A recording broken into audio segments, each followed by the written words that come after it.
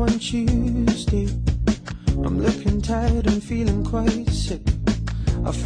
Io sono con Antonio Scofano, che è uno dei 3 ingegneri aerospaziali che hanno dato vita alla Z-Lab. Noi volevamo portare, diciamo, a livello di esperienza diretta una cosa che solitamente ci viene descritta in maniera molto complicata da non addetti al mestiere. Abbiamo riprodotto in piccolo il nostro laboratorio, diamo la possibilità di sentire con le proprie orecchie la differenza tra un sistema isolato e uno non isolato.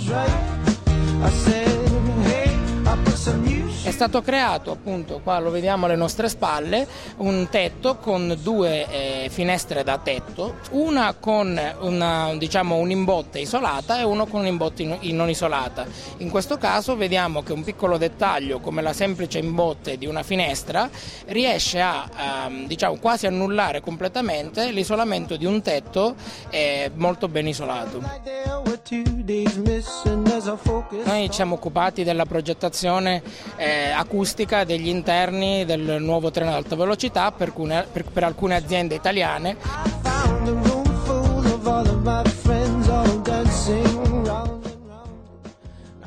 L'ingegner Lorenzo Rappo, che ci spiegherà esattamente in che cosa consiste l'applicazione che avete presentato e che state presentando all'interno di questa kermesse fieristica. Ci siamo accorti ben presto di come effettivamente il rumore passasse moltissimo anche dalle pareti laterali, oltre che dal vetro proprio della finestra.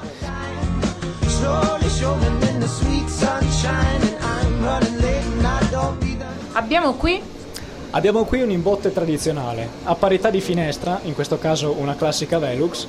Abbiamo semplicemente voluto mettere in risalto il caso che si ha quando si ha una posa classica, quindi di fatto viene forato il lato dove deve essere messa poi la finestra e in questa copertura viene semplicemente appoggiato con del legno a copertura di quello che è effettivamente la stratigrafia della nostra copertura.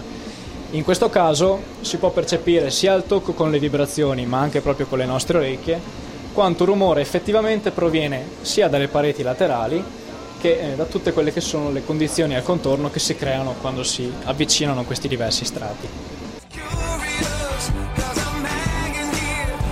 Qui il rumore già è completamente attutito. In questo caso abbiamo voluto utilizzare una sorgente molto elevata all'esterno per poterci veramente rendere conto da dove provenisse il suono. Qui in particolare proprio ci accorgiamo che anche al tocco vibrazioni non se ne percepiscono sostanzialmente più e proprio il rumore percepito è estremamente più lieve. Questo è stato realizzato grazie a una realizzazione di questa imbotte isolata prodotta da Marco Veronesi di nome Isocornis.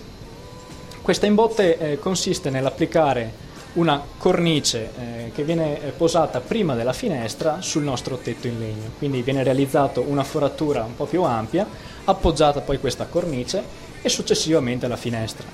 Quindi ricordiamo che la finestra è esattamente la medesima del caso precedente, come la copertura che è continua e con la stessa identica stratigrafia.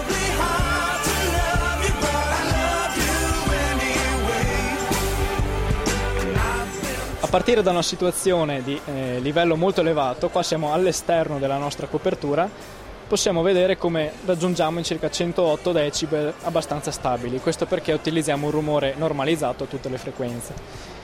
Nel caso A, quindi quello di imbotte tradizionale in giallo nello schermo, vediamo che abbiamo un livello che è all'incirca 74 decibel, 73.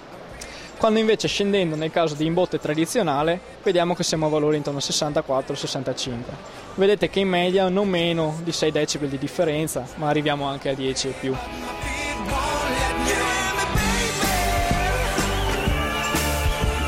Dove arriverà Z-Lab per quanto riguarda i progetti futuri e le ambizioni? Il nostro sogno è portare queste nostre conoscenze, l'ingegneria italiana anche all'estero, perché ultimamente si è visto che c'era questa moda un po' di far venire questi specialisti dall'estero. Noi vorremmo andare anche lì un po' in controtendenza, già siamo in controtendenza perché cresciamo in un periodo un po' particolare, però vorremmo andare all'estero cominciando con una sede a Londra e poi il massimo per noi sarebbe andare anche in Brasile, dove alcuni clienti nostri anche nel settore aeronautico sono già.